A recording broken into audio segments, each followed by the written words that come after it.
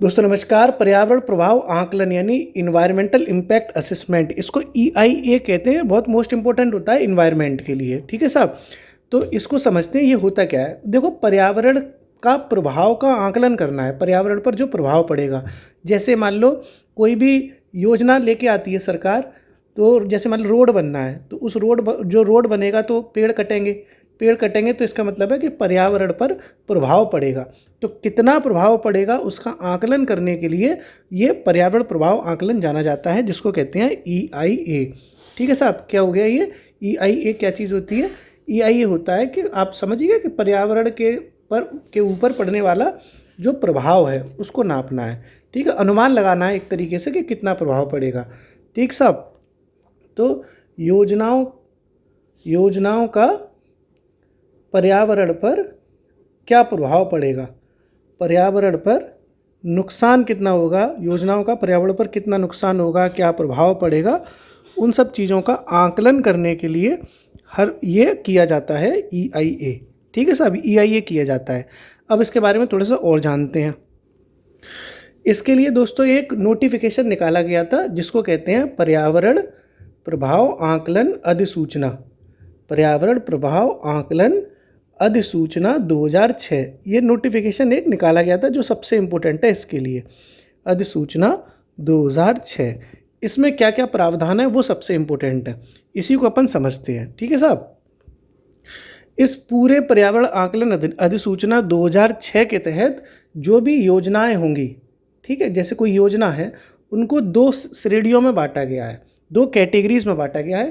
पहली श्रेणी है श्रेणी A और दूसरी श्रेणी है श्रेणी B। ठीक है साहब, योजना तो समझ ही रहे हो, जैसे रोड बना रहे हो या कुछ भी बना रहे हो आप, तो ऐसी योजनाओं को दो कैटेगरी में बांटा गया, श्रेणी A और श्रेणी B में। श्रेणी A का मतलब क्या है?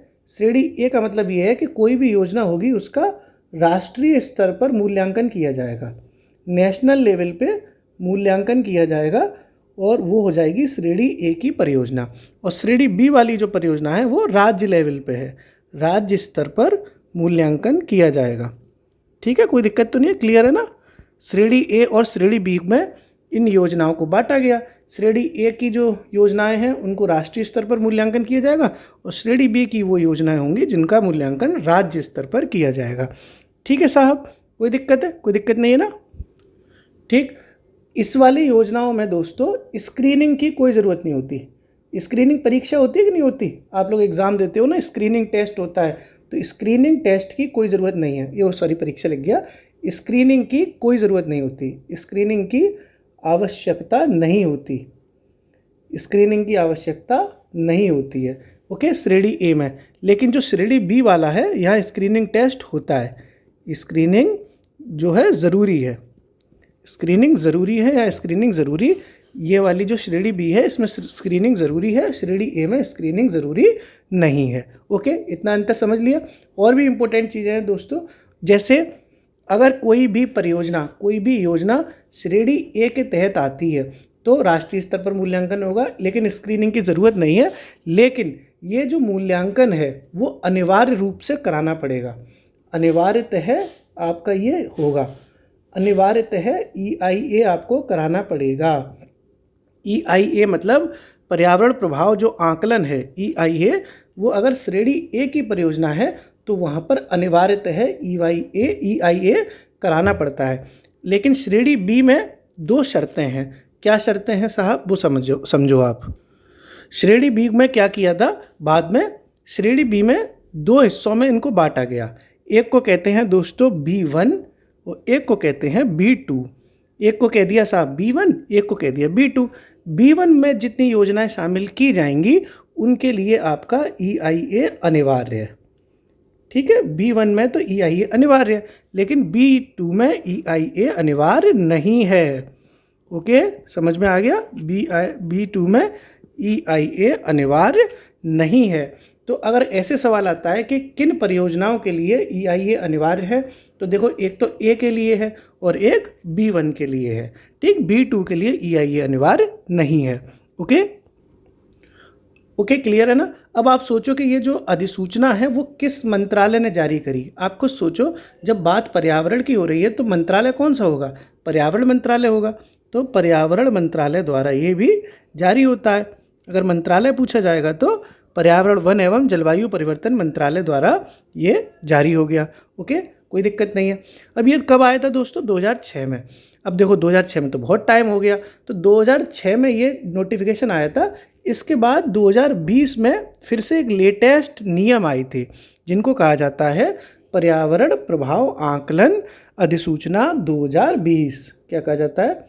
पर्यावरण प्रभाव आकलन अधिसूचना मसौदा 2020। अधिसूचना मसौदा 2020 ये चेंज हो गया। यानी पहले तो आपने 2006 वाला सरकार लेके आई थी, लेकिन जब टाइम बढ़ता है तो चीज़ें अपडेट हो जाती हैं, तो इसको अपडेट कर दिया।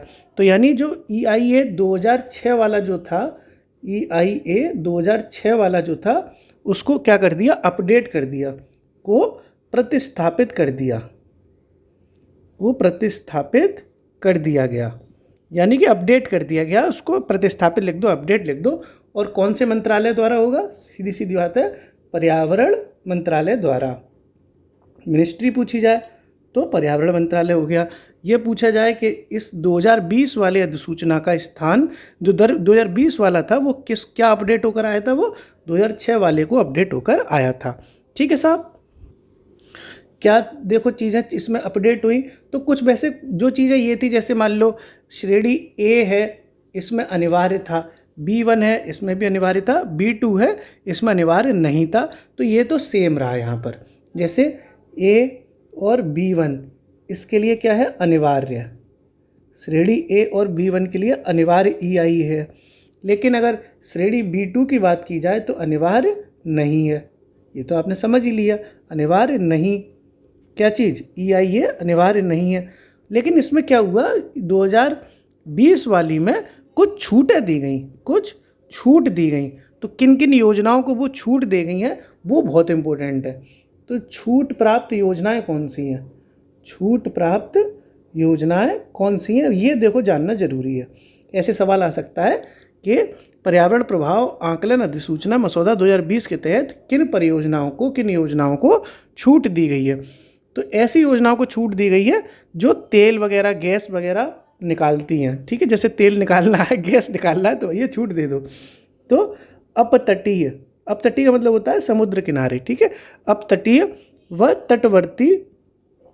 तटवर्ती गैस प्रोजेक्ट है। कोई मान लो गैस निकाली जा रही है, तेल निकाला जा रहा है, शेल मतलब चट्टान का, इनके बारे में अगर कोई इन्वेस्टिगेशन हो रहा है, अन्वेषण हो रहा है, खोज हो रही है, तो ऐसी परियोजनाओं को छूट दे दी गई थी कि इनके लिए साहब EIA कराना ज़रूरी नहीं रहेगा।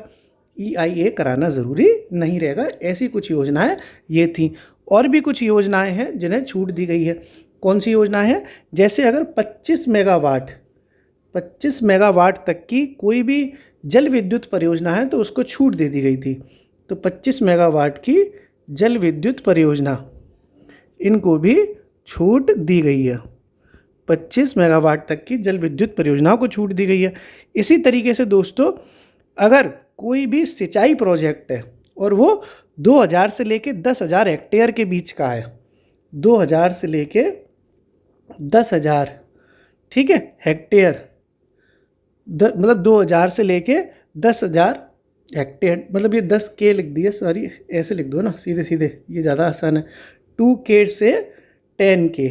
अब ठीक है, इतने तक के बीच के हेक्टेयर का अगर कोई भी प्रोजेक्ट है सिंचाई वाला, तो उसमें EIA कराना ज़रूरी नहीं है क्योंकि छूट दी गई है। तो 2K से 10K हेक्टेयर के बीच सिंचाई प्रोजेक्ट है, अगर सिंचाई परियोजना है, तो उसके लिए भी आपको ये EIA कराने की ज़रूरत नहीं है क्योंकि सरकार ने इनके लिए छूट दी है। तो अपतटीय और तटवर्ती गैस, तेल, सेल ये सब खोजना है तो छूट मिली है। 25 मेगावाट से लेके 25 मेगावाट तक की जल विद्युत परियोजनाओं के लिए छूट दी है। 2K से 10K हेक्टेयर के बीच की सिंचाई प्रोजेक्ट के लिए भी छूट दी है। एक छूट और दी गई है, अगर सीमेंट कोई कंपनी बना रही है और वो छोटे लेवल पे बना रही है या मीडियम लेवल पे बना रही है, तो उसको भी EIA की छूट दी गई है। जो सीमेंट बनाया जाता है, सीमेंट जो संयंत्र है, जो संयंत्र सीमेंट बनाती हैं, जो कंपनियां सीमेंट बनाती हैं और वो छोटे लेवल पे और अगर मध्यम लेवल पे बना रही हैं तो उन्हें भी छूट दी गई। तो इस तरह से 3 प्रोजेक्ट थे जिसमें बेसिकली छूट दी गई, 3-4। एक तो तेल गैस वाला, शेल वाला, 25 मेगावाट की जल विद्युत परियोजना को छूट दी है, 2 के से लेकर 10 के हेक्टेयर के बीच के सारी सिंचाई प्रोजेक्ट को छूट दी गई है, और सीमेंट जो फैक्ट्रीज है छोटे स्तर पर, मध्यम स्तर पर, उनको भी छूट दी गई है। ठीक है, ये छूट वाला बहुत इंपॉर्टेंट था। एक चीज़ दोस्तों और अपडेट की गई थी, जब ये जो 2006 वाला था, इस वाले के तहत अगर किसी को भी कोई परेशानी है तो वो अपनी सुनवाई करवा सकता था, और सुनवाई कराने के लिए पहले 30 दिन का टाइम मिलता था। कितने दिन का? 30 दिन का। लेकिन ये जो अपडेट होके 2020 में आया, वो टाइम 20 दिन कर दिया गया। पहले 30 दिन था, फिर 30 दिन से 20 दिन कर दिया गया। तो ये चीज़ भी यहाँ समझ ली अपन ने। क्या समझ ली? कि सार्वजनिक जो सुनवाई होगी वो पहले 30 दिन थी। ठीक है, 30 दिन से घटाकर 20 दिन कर दी गई। 30 दिन से घटाकर 20 दिन कर दी गई। कितने दिन? 20 दिन। पहले वाले में पूछी जाए तो 30 दिन थी, अब 2020 वाले में पूछी जाए तो 20 दिन हो गई। ओके।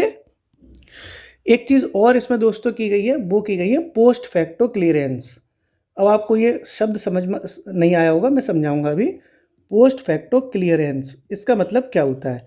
इसका मतलब ये होता है कि मान लो दोस्तों कोई योजना आज हमने शुरू कर दी, ठीक है, और वो काफ़ी टाइम तक, मतलब उस योजना को 1 साल हो भी गया चलते चलते, उसके बाद भी अब 1 साल हो गया, लेकिन अब जो है क्योंकि वर्तमान में वो चल रही है, लेकिन उसके बाद भी हम EIA करा सकते हैं। मतलब पुराने, जैसे आज से हमने शुरू किया, लेकिन करना तो हमें पहले से चाहिए था, लेकिन पहले से कर नहीं पाए क्योंकि होश तो आज आया, 1 साल हो भी गई। तो 1 साल हो गई, फिर भी हम पुराने टाइम से EIA करा सकते हैं, यानी बैक में जाके भी हम करा सकते हैं। उसको कहते हैं पोस्ट फैक्टो क्लियरेंस। पुरानी बैक कहते हैं ना, बैक टाइम में जाएंगे और करा देंगे। बैक डेट में भी करा सकते हैं, बैक डेट में। इसका मतलब होता है बैक डेट में करवा दो साहब। मतलब आज हमारी योजना शुरू तो हो गई, लेकिन आप बैक डेट से हमारा मूल्यांकन कर लो। उसको कहते हैं पोस्ट फैक्टो क्लियरेंस।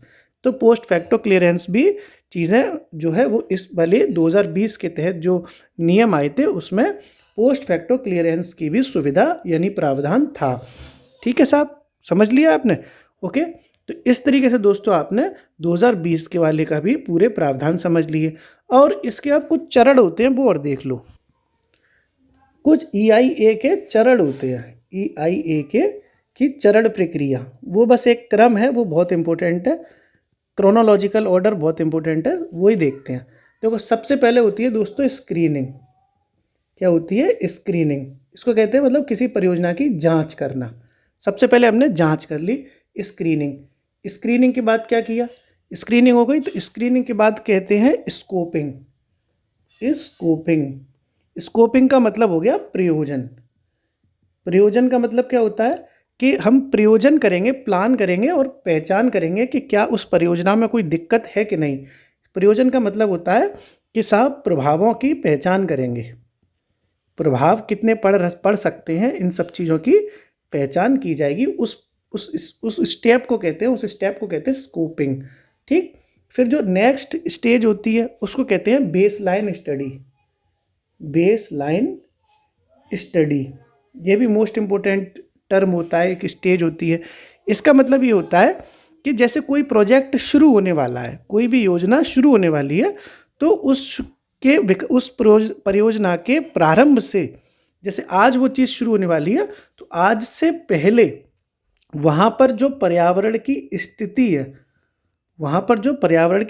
है, आज से पहले, आज हमारी परियोजना शुरू हो रही है, तो आज से पहले वहाँ माहौल कैसा था उसकी स्टडी की जाएगी। उसको कहते हैं बेसलाइन स्टडी। ठीक है। जैसे हमारा घर बनना है, तो घर बनने से पहले वहाँ का माहौल कैसा है, घर बनने से पहले, यानी परियोजना शुरू होने से पहले, योजना शुरू होने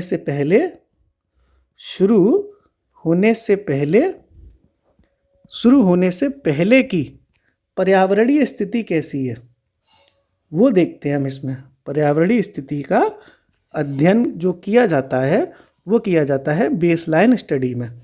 ठीक है साहब, ये भी आपने समझ लिया। जो नेक्स्ट स्टेज होती है, जो नेक्स्ट स्टेप होता है, उसको कहते हैं भविष्यवाणी। क्या कहा कहते हैं? भविष्यवाणी। भविष्यवाणी इसका चौथा टर्म है। भविष्यवाणी किस चीज़ की जाएगी? ये की जाती है दोस्तों कि किस तरह के प्रभाव पड़ने की संभावना है, यानी प्रभावों की संभावना इसमें जाहिर की जाती है कि यार अगर तुमने यहाँ पे अपना घर बनाया तो ऐसा हो सकता है कि साहब यहाँ पे ये प्रभाव पड़ सकते हैं। तो ये हमने प्रभावों की संभावना होती है, जो संभावना होती है वो होती है भविष्यवाणी वाली स्टेज में। फिर जो नेक्स्ट स्टेज है वो कौन सी है? वो होती है दोस्तों शमन। शमन का मतलब क्या होता है? शमन का मतलब ये होता है कि हमने अपने प्रभावों, देखो शमन का मतलब ये होगा कि जो प्रभाव पड़ सकते हैं उनको कम करो, उनको शमन करो, मतलब उनको कम करो। भाई इतना अगर प्रभाव पड़ गया तो पर्यावरण में बुरा हाल हो सकता है। तो प्रभावों को कम करने के लिए कुछ प्रयास किए जाते हैं, प्रभावों को कम करने का इसमें प्रयास किया जाता है। ये आपने अगला स्टेज देखा, वो था शमन। अब एक दो स्टेज और रह गए हैं, बस वही काम खत्म हो जाएगा। अगला जो स्टेज होता है दोस्तों उसको कहते हैं जन सुनवाई। क्या कहते हैं? जन सुनवाई। जन सुनवाई। यहाँ पर क्या होगा? जनता आएगी और अपनी अपनी बात रखेगी कि साहब अगर आप ये प्रोजेक्ट लेके आओगे तो दिक्कत हो सकती है। देखो ये जो शमन है ना, इस प्रभावों को कम करने के प्रयास के लिए, और यहाँ पर ही आप साथ में इसी के साथ आपको EIA रिपोर्ट देनी हो जाती है। जो आपने अपनी रिपोर्ट दी है वो यहाँ लोगों को वो वाली रिपोर्ट दिखानी पड़ती है। लोगों को, आप जनता को जब रिपोर्ट दिखाओगे तभी तो जन सुनवाई होगी। तो शमन के बाद दोस्तों वो रिपोर्ट दिखानी पड़ती है। तो यहाँ साथ में लिख सकते हो आप इस तरह से EIA रिपोर्ट। ठीक है, ये आप लिख सकते हो, मतलब शॉर्ट में कोई दिक्कत नहीं है। EIA रिपोर्ट आपको दिखानी पड़ेगी, उसके बाद फिर जन सुनवाई होगी। जन सुनवाई में क्या होगा? जनता देख लेगी साहब क्या हो रहा है क्या नहीं हो रहा। तो जनता से परामर्श लेना, जनता से परामर्श लिए जाएंगे कि ये जो परियोजना बन रही है उसमें आप अपने आइडिया दो, अपने विचार रखो। ये सारी चीज़ें होती हैं और ये जनता से परामर्श ना अनिवार्य होता है करना। बिना जनता के परामर्श लिए रिपोर्ट पूरी तरह से सक्सेसफुल नहीं मानी जाती। ओके, फिर आगे देखते हैं। अगला जो स्टेप है वो होता है पर्यावरण प्रबंधन योजना। क्या होता है? पर्यावरण प्रबंधन योजना। पर्यावरण प्रबंधन योजना। इस स्टेप में ये देखा जाता है कि अगर हमें मुआवजा देना पड़ेगा तो हम किस तरीके से देंगे। कई लोग प्रभावित होंगे ना, कोई प्रोजेक्ट बनना है, भाई सड़क बन रही है तो कई किसानों के खेत से गुजर सकती है। तो यहाँ मुआवजे की रूपरेखा तैयार कर सकते हैं आप। इस चरण में मुआवजे की रूपरेखा तैयार हो जाएगी। अभी पूरा रिवाइज कराऊंगा, टेंशन मत लो। जो एक और जो चरण होगा, आखिरी जो चरण आप कह सकते हो, मतलब सेकंड लास्ट है, वो होता है डिसीजन मेकिंग। अब आपको फाइनल डिसीजन लेना है। डिसीजन मेकिंग, ये आपका अंतिम निर्णय है कि साहब अब बताओ कि क्या होना है क्या नहीं होना। फाइनल डिसीजन हो गया। फाइनल डिसीजन के बाद वो प्रोजेक्ट रेडी हो जाता है। प्रोजेक्ट रेडी होने के बाद तो फिर पोस्ट मॉनिटरिंग भी एक आजकल इसमें नया टर्म जुड़ गया है कि जब परियोजना बन के तैयार हो जाएगी उसके बाद भी हम देख रेख करते रहेंगे। पोस्ट मॉनिटरिंग का मतलब है कि घर बन गया, घर बनने के बाद अब आराम से देखते रहो कि घर टूट ना जाए, भूकंप ना आ जाए। वो सारी चीज़ें, ये सारी चीज़ें बाद की होती हैं। ठीक है, इस तरह से दोस्तों आपने ये पूरे की पूरी चरण प्रक्रिया समझी, जिसमें स्क्रीनिंग देखा, सबसे पहले जांच होगी, फिर स्कोपिंग जो प्रभावों की पहचान करेगा, स्कोपिंग, फिर बेसलाइन स्टडी जिसमें योजना शुरू होने से पहले जो स्थिति है वो देखी जाएगी, फिर भविष्यवाणी की जाएगी कि क्या संभावनाएं हैं प्रभावों की, फिर शमन देखा जाएगा कि प्रभावों को कुछ कम किया जाए, फिर EIA रिपोर्ट का प्रकाशन होगा, फिर उसके बाद जन सुनवाई होगी, अनिवार्यतः है जनता से परामर्श लिए जाएंगे, फिर पर्यावरण प्रबंधन योजना है जो मुआवजे की रूपरेखा तैयार करेगी, फिर डिसीजन मेकिंग होगी और अंत में पोस्ट मॉनिटरिंग होगी। पूरी एक बार अपन क्लास रिवाइज कर लेते हैं जिससे ये टॉपिक एकदम कवर हो जाए। आज हमने समझा EIA, इन्वायरमेंटल इम्पैक्ट असेसमेंट, जो कि पर्यावरण प्रभाव आकलन है। इसमें योजनाओं का नुकसान देखा जाता है कि कितना नुकसान पड़ सकता है पर्यावरण पर, इस चीज़ का पूरा आकलन किया जाएगा। 2006 में एक अधिसूचना जारी हुई थी, उसको कहते हैं EIA अधिसूचना 2006। ये जो नोटिफिकेशन था वो पर्यावरण मंत्रालय ने निकाला था। इसके तहत योजनाओं को 2 कैटेगरी में बांटा गया, श्रेणी A और श्रेणी B। श्रेणी ए के तहत जितनी योजनाएं थी उनका मूल्यांकन राष्ट्रीय स्तर पर किया जाएगा, जबकि श्रेणी बी की योजनाओं का मूल्यांकन राज्य स्तर पर किया जाएगा। श्रेणी ए में स्क्रीनिंग की कोई ज़रूरत नहीं होती, लेकिन श्रेणी बी में स्क्रीनिंग ज़रूरी होती है। श्रेणी ए की जितनी योजनाएं हैं उनमें EIA कराना अनिवार्य है, लेकिन श्रेणी बी की योजनाओं में 2 हिस्सों में बांटा गया, B1 और B2। B1 में EIA अनिवार्य था, लेकिन B2 में EIA अनिवार्य नहीं था। फिर हमने 2006 के बाद 2020 जारी की, जिसने 2006 का स्थान लिया। 2020 वाली भी पर्यावरण मंत्रालय ने ही शुरू की थी। इसमें भी A और B1 में तो अनिवार्य EIA है, लेकिन B2 कैटेगरी में अनिवार्य EIA नहीं है। कुछ परियोजनाओं को छूट दी गई थी जो तेल, गैस, शेल वेल से रिलेटेड थी। 25 मेगावाट की हाइड्रो पावर प्रोजेक्ट, जल विद्युत परियोजनाएं, और 2K से लेकर 10K तक के हेक्टेयर के बीच के सिंचाई प्रोजेक्ट और सीमेंट संयंत्र जो छोटे और मीडियम लेवल के हैं उनको छूट दी गई। सार्वजनिक सुनवाई की जो टाइम 30 दिन का था वो घटाकर 20 दिन का कर दिया गया, और पोस्ट फैक्टो क्लियरेंस भी दी गई थी, मतलब आप बैक डेट में भी कर सकते हो। फिर हमने कुछ चरण इसके स्टेजेस देखी। सबसे पहले स्क्रीनिंग, फिर स्कोपिंग, फिर बेसलाइन स्टडी, फिर भविष्यवाणी, फिर शमन, फिर EIA रिपोर्ट, फिर जन सुनवाई, फिर पर्यावरण प्रबंधन योजना, फिर लास्ट में डिसीजन मेकिंग, और फिर बाद में पोस्ट मॉनिटरिंग। आपको बहुत बहुत शुभकामनाएं परीक्षा के लिए। मोस्ट इंपॉर्टेंट टॉपिक था, इसलिए मैंने कंप्लीट करा दिया, और मस्त होकर एकदम तैयारी कीजिए। All the best. शुक्रिया।